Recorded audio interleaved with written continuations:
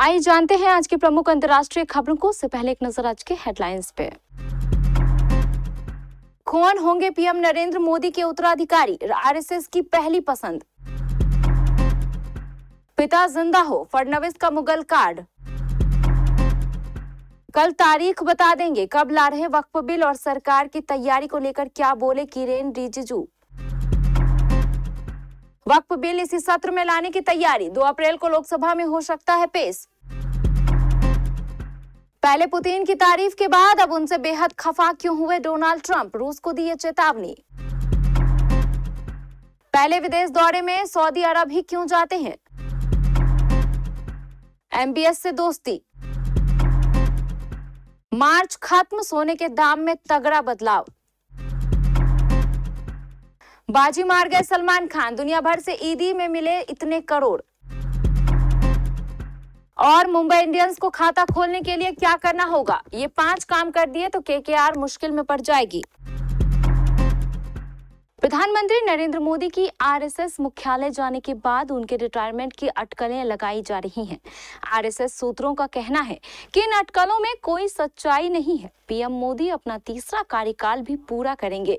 अगर उनका स्वास्थ्य सही रहा तो वह आगे भी राजनीति में नेतृत्व करेंगे, मगर पीएम मोदी के बाद कौन, इसकी भी तलाश जारी है। सेकंड लाइन रेस में केंद्रीय गृह मंत्री अमित शाह, यूपी के सीएम योगी आदित्यनाथ और महाराष्ट्र के मुख्यमंत्री देवेंद्र फडणवीस के नामों पर चर्चा हो रही है। पीएम मोदी ने प्रधानमंत्री की कुर्सी 26 मई 2014 को संभाली थी। वह इससे पहले जुलाई 2013 में संघ मुख्यालय गए थे।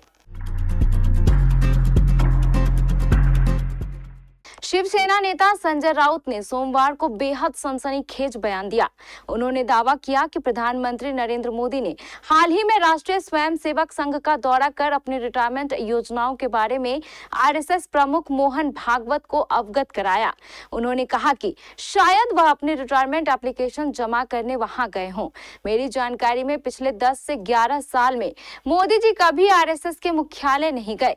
इस बार वह मोहन भागवत को कहने गए थे कि वह जा रहे हैं। राज्यसभा सांसद राउत ने संवाददाताओं से बातचीत में यह भी दावा किया कि देश के अगले प्रधानमंत्री का चुनाव आरएसएस करेगी। राउत ने कहा कि आरएसएस अब राष्ट्रीय स्तर पर नेतृत्व में बदलाव चाहती है। संघ ही अब अगले प्रधानमंत्री का चुनाव करेगा। पीएम मोदी के उत्तराधिकारी की अटकलों को महाराष्ट्र के सीएम देवेंद्र फडणवीस ने खारिज कर दिया।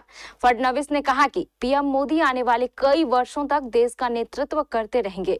नागपुर में संवाददाताओं से बातचीत में फडणवीस ने दावा किया कि 2029 में हम मोदी को चौथी बार प्रधानमंत्री के रूप में देखेंगे। उत्तराधिकारी पर चर्चा करने की जरूरत नहीं। महाराष्ट्र सीएम ने कहा कि पीएम मोदी के उत्तराधिकारी की तलाश करने की कोई आवश्यकता नहीं है। पीएम मोदी हमारे नेता हैं और आगे भी बने रहेंगे। नेता के सक्रिय रहते हुए उत्तराधिकारी पर चर्चा करना भारतीय संस्कृति में अनुचित माना जाता है।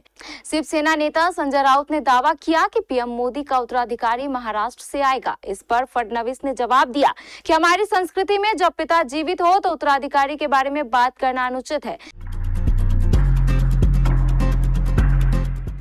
वक्फ संशोधन विधेयक कब आएगा, इसे लेकर चर्चा का दौर जारी है। ऐसी खबरें आ रही हैं कि सरकार 2 अप्रैल को वक्फ बिल संसद में ला सकती है।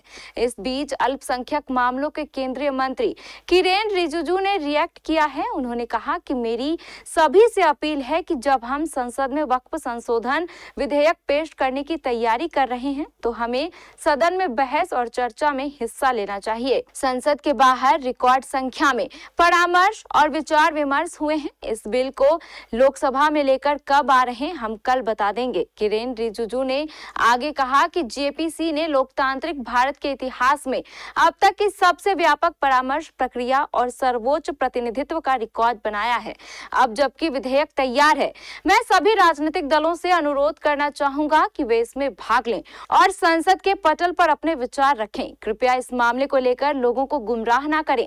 उन्होंने कहा कि हम कल तारीख बता देंगे कि वक्फ बिल कब ला रहे हैं। सरकार की तैयारी पूरी है।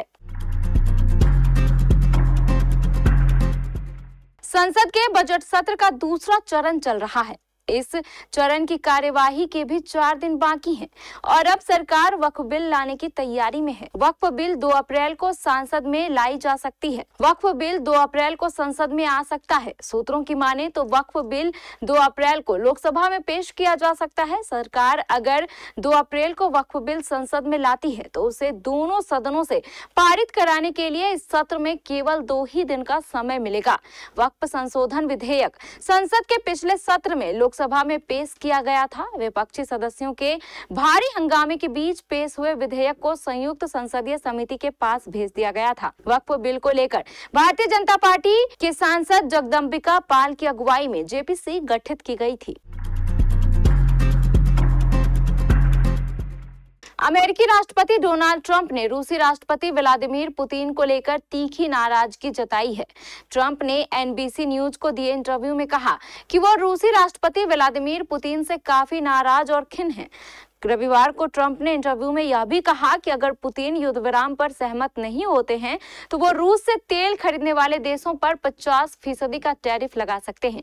ट्रंप ने कहा, अगर रूस और मैं यूक्रेन में खून खराबा रोकने पर समझौता नहीं कर पाते हैं और मुझे लगता है कि यह रूस की गलती है तो मैं रूस से आने वाले सभी तेल पर अतिरिक्त टैरिफ लगा दूंगा। ट्रंप ने कहा है कि पुतिन ने यूक्रेनी राष्ट्रपति व्लादिमीर जेलेंस्की की विश्वसनीयता पर हमला किया है।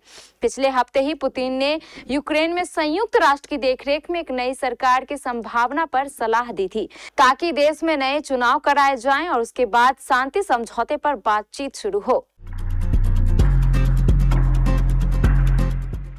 अमेरिकी राष्ट्रपति डोनाल्ड ट्रंप व्हाइट हाउस लौटने के बाद अपने पहले विदेश दौरे में सऊदी अरब जाने की योजना बना रहे हैं। बताया जा रहा है कि ट्रंप के सऊदी अरब दौरे का प्लान अभी बनाया जा रहा है। न्यूज वेबसाइट एक्सियोस ने रविवार को ट्रंप के सऊदी जाने के प्लान की जानकारी देते हुए बताया कि ट्रंप प्रशासन इजराइल और फिलिस्तीनी समूह हमास के बीच गाजा में युद्ध विराम को बहाल करने की कोशिश में है। ट्रंप प्रशासन हमास से बाकी के बंधकों को रिहा करवाने की कोशिश कर रहा है और राष्ट्रपति इसी बीच सऊदी अरब जा सकते हैं। ट्रंप ने 6 मार्च को भी मीडिया से बात करते हुए कहा था कि अगले 1.5 महीने में सऊदी अरब का दौरा करेंगे। उन्होंने कहा था, मैं सऊदी अरब जा रहा हूं। आमतौर पर आपको पहले ब्रिटेन जाना चाहिए था। पिछली बार मैं सऊदी अरब गया था। उन्होंने $450 अरब का निवेश किया था। मार्च का महीना बीत चुका है और कल से अप्रैल महीने की शुरुआत होने जा रही है और इसके साथ ही शादियों का सीजन भी स्टार्ट होने जा रहा है। इस बीच बता दें कि पूरे मार्च महीने में सोना खूब चमका और इसका भाव नए रिकॉर्ड स्तर तक पहुंचा। न केवल एमसीएक्स पर बल्कि घरेलू मार्केट में भी सोने की कीमतों में तगड़ा उछाल देखने को मिला।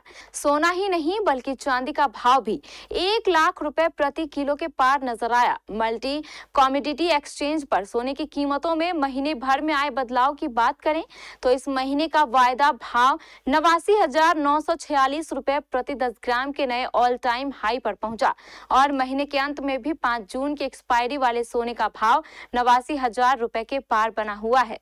पूरे मार्च महीने में एमसीएक्स पर गोल्ड रेट खूब उछला। महीने के पहले कारोबारी दिन 3 मार्च को गोल्ड रेट 86,161 रुपए प्रति 10 ग्राम था।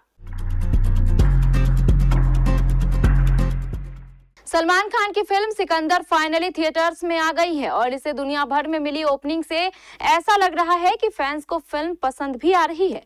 इसकी ओपनिंग डे कलेक्शन को लेकर तमाम तरह की खबरें और अपडेट आ रही थी। हालांकि नाडियाडवाला ग्रैंडसन्स ने अपने इंस्टाग्राम पेज पर फिल्म के बॉक्स ऑफिस कलेक्शन का आंकड़ा शेयर करके साफ कर दिया है कि पहले दिन का नंबर आखिर है कितना। प्रोडक्शन हाउस की लेटेस्ट पोस्ट के मुताबिक सिकंदर ने पहले दिन देश भर में 35.47 करोड़ की कलेक्शन की। वहीं वर्ल्ड वाइड कमाई की बात करें तो देश के बाहर से सलमान खान को 19.25 करोड़ रुपए की ईदी मिली। मुंबई इंडियंस के आईपीएल 2025 के अपने दोनों शुरुआती मुकाबलों में हार मिली। अब अपने तीसरे मैच में हार्दिक पांड्या की टीम कोलकाता नाइट राइडर्स से भिड़ने के लिए तैयार है। आईपीएल में मुंबई इंडियंस की टीम स्लो स्टार्टर मानी जाती है। इस सीजन भी कुछ ऐसा ही हो रहा है। टीम को अपने पहले मैच में सीएसके और दूसरे में गुजरात टाइटंस के खिलाफ हार मिली। टीम अब तीसरे मैच में कोलकाता नाइट राइडर्स से भिड़ने के लिए तैयार है। यह मुकाबले मुंबई के घरेलू मैदान पर वानखेड़े स्टेडियम पर खेला जाएगा। आएगा। हम आपको बताने जा रहे हैं कि केकेआर को हराकर सीजन में अपनी पहली जीत हासिल करने के लिए मुंबई इंडियंस को क्या करना होगा। मुंबई इंडियंस के सलामी बल्लेबाज रोहित शर्मा और रयान रिकेटलन दोनों मैचों में फेल रहे हैं। रोहित तो दोनों बार ही पहले ही ओवर में पवेलियन लौट गए। केकेआर के खिलाफ मुंबई को टक्कर देना है तो दोनों में एक ओपनर को बड़ी पारी खेलनी पड़ेगी।